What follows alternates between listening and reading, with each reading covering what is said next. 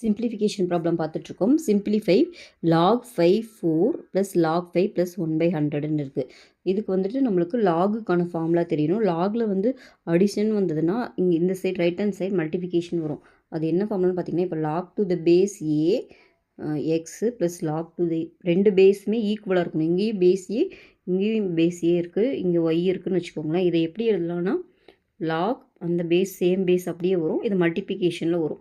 So இந்த formula தான் நம்ம யூஸ் பண்ண போகிறோம். இங்கேயும் நடுவில் ப்ளஸ் இருக்குது, பேஸ் ரெண்டும் சேமாக இருக்குது, அதனால தான் நம்ம இதை அப்ளை பண்ண முடியும்.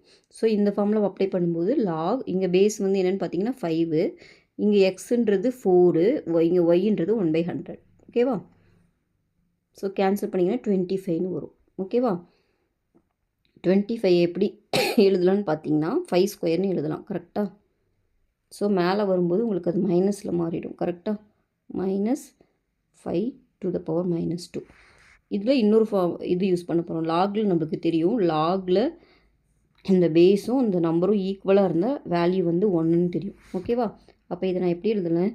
அதே மாதிரி பவரில் இருந்தால் அதை முன்னாடி எழுதலாம். அப்போ -2 × log 5 பேஸ் 5 5ன்னு வரும். இதோட வேல்யூ நம்மளுக்கு தெரியும் 1ன்ட்டு.